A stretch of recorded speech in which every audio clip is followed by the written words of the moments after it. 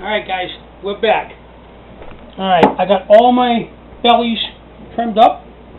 So, like I told you, we've got 40 pounds of belly. I got my skins here that I'm going to cure along and smoke along for my baked beans. Now it's time to make the cure. So the cure is basically very simple. Really it's a combination of salt, sugar, and nitrites, or what they call pink salt. That's a cure. That's all you really need to make bacon. The rest of the stuff I have here is just flavoring, just because that's the way I like it. So let's start off. Now this is scaled up. I'll give you the recipe at the end. This is scaled for 40 pounds because I'm going to cure it all at once. When I do bacon, it's not worth doing 5 pounds at a time. We'll do 40 or 50 pounds. And basically what we're using is a quarter cup of salt, a half a cup salt, right there. Half a cup of brown sugar, a half a teaspoon of bay. I just use a bay leaf. A teaspoon of ground onion, a teaspoon of ground garlic. What I did is I got some great fresh garlic. I just minced it up with the skin and everything. Who cares? Because we're going to wash it all off anyway. A half a teaspoon of ground thyme. Beautiful. 2 teaspoons of ground pepper. 1 teaspoon of pink salt or curing salt, and I use 2 tablespoons of crushed juniper berries, and a couple of teaspoons, say 3 tablespoons of molasses. For mine, I've scaled all this up, and that's for a 3 to 5 pound, say a 5 pound belly. This is 40 pounds, so we've scaled it up. So in here I've got like 5 cups of salt. We'll put all our salt in there. We've got 5 cups of brown sugar. I've got ground onion. Put that in there. Ground black pepper. Put that in there. These are, I wish you could smell these. Are awesome. Those are crushed juniper berries. Thyme. My bay leaves, I just crush them up. My curing salt, of course. My garlic. Like I said, I just ran those really quick through the food processor. I left the skins on and everything. You see the skins in here? Doesn't matter. If you don't want to run them through there, you can actually just smash them and throw them in. I chop them up a little bit because all this is only going to sit on that for the time it takes to cure. Then I'm going to wash all of this off before we smoke it. So we want to get a good mix on all these ingredients. So just mix these up. I'm going to add the molasses, but it gets a little Sticky? Yeah, a little sticky. Oh, thank you. So then mix up the dry stuff first. Make sure everything's mixed in good. It smells really nice. And again, don't confuse pink salt for pink Himalayan salt. If you're watching the other videos on the internet, they're not the same thing. Basically, pink salt is Instacure. It's Instacure number 1. It's also called Prague powder. It's dyed pink because it has nitrates. It's got nitrates in it, and you don't want to eat that as table salt. It'll really do some damage to you. So just bust up any clumps that are in there. Doesn't really matter because you're going to squish it all over the bellies anyway. Now we're going to add our molasses. This, like I said, can get a little messy, so this is just in a half pint jar, I mean. I like to use Brer Rabbit molasses. You use whatever you want. And just mix that in. And again, this is going to become really, really nasty to work with. Sticky. Be all over everything. You can see it. I try and keep one hand dry. Just try and get it incorporated well into everything else.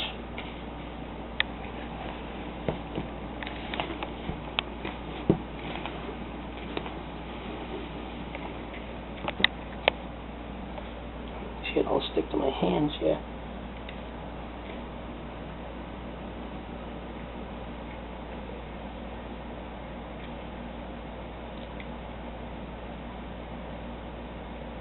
And while we're just doing this, take a quick talk about sanitation. And it doesn't matter whether you're doing bacon, cheese, pancetta, no matter what you're doing.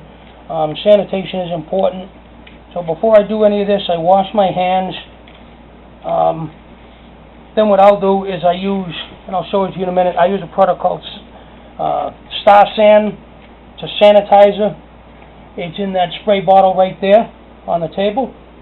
It's diluted, and I'll actually wash the table, the knives, my buckets, my hands.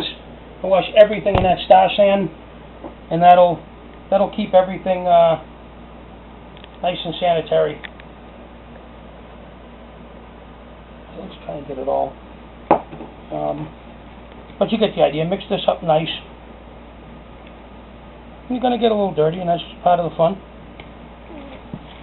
Alright, so now that that's all good and mixed up, and you know something, it smells fairly repulsive. It doesn't have a great smell to it. It smells good, but it doesn't smell like, you know, wow, is that awesome smell. But trust me, the flavor is incredible. I'm just going to wash my hands, stay right there. I'm going to wash this stuff off and get ready to put my bags on.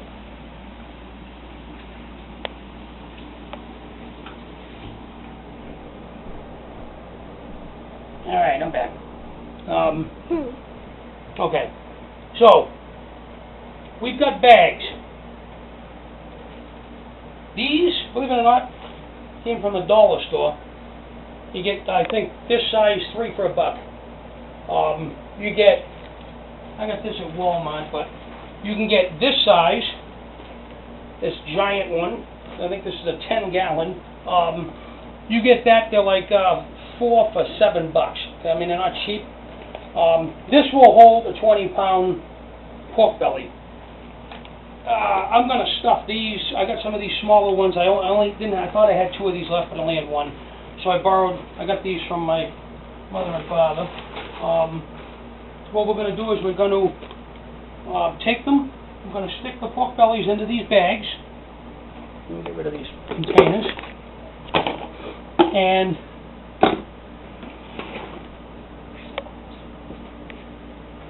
over here.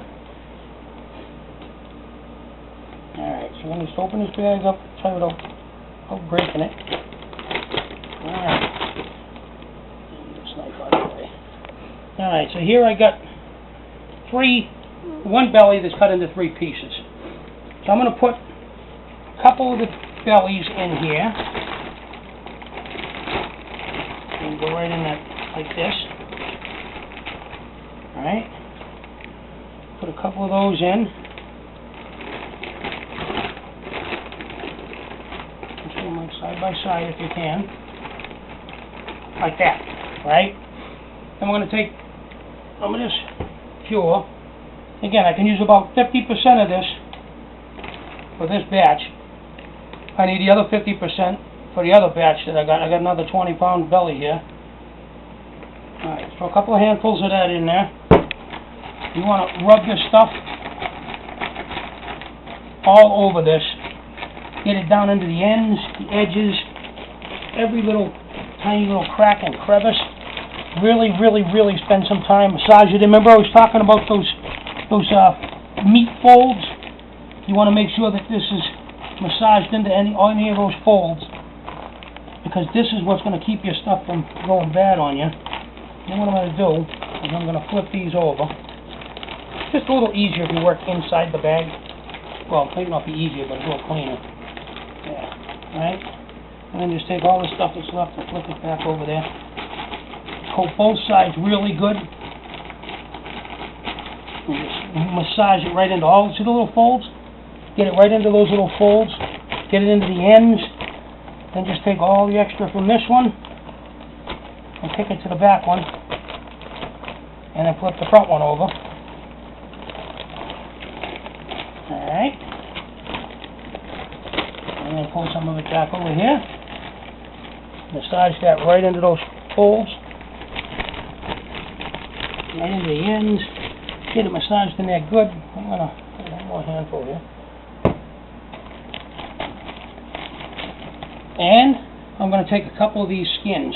Remember I said I was going to do the skins with the bellies? I want to put the skin side up.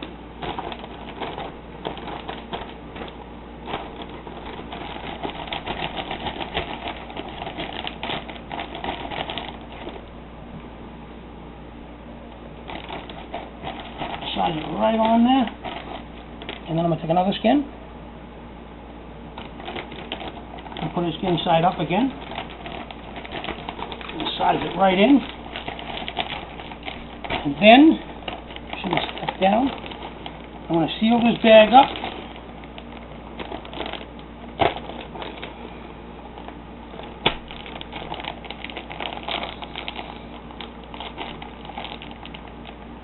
I'm just trying to get as much air out of it as possible. Alright? That's beautiful. It's already pulling moisture out of it. So there's one. Alright? We got one more to do. So we grab another small bag here.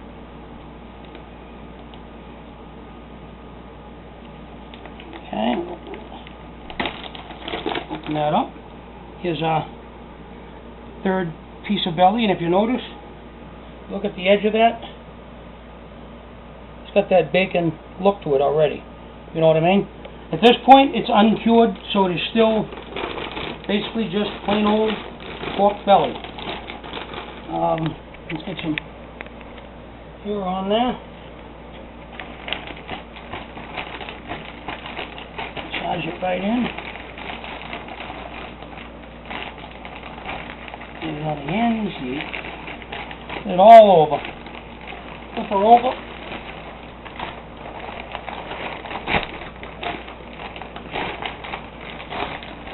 Do the same thing.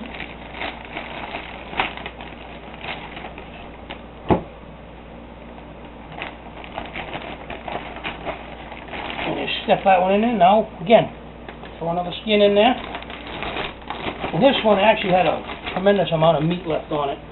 So I might use half of that as a bacon. I don't know. Let's rub that down. These are actually my ribs. Put a cure on there.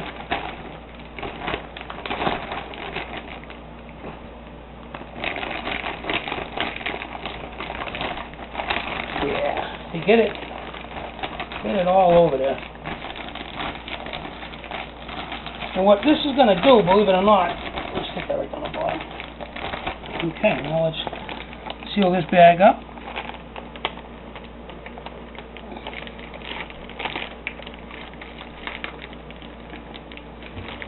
Yeah, try and get as much air out of this bag as possible.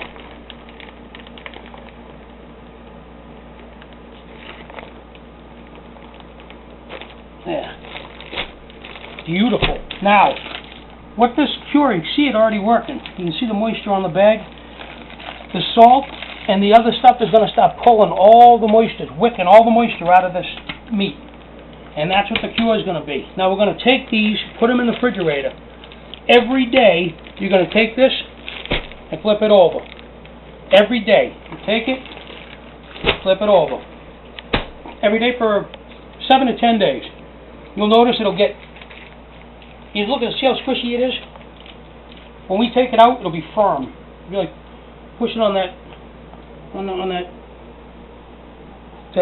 table with the towel on it. That kind of a texture. But right now, it's how often squishy it is. It'll change and it'll get real firm.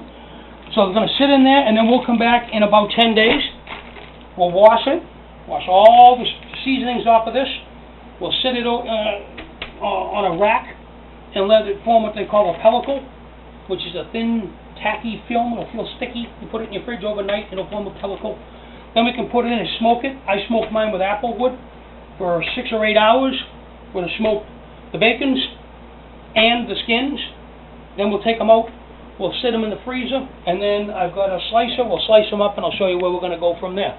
Alright, I got 2 more of these to do, so I'm going to get busy, but now you've seen how to dress your belly, how to pull the ribs off, how to pull the silver skin off, how to make your cure.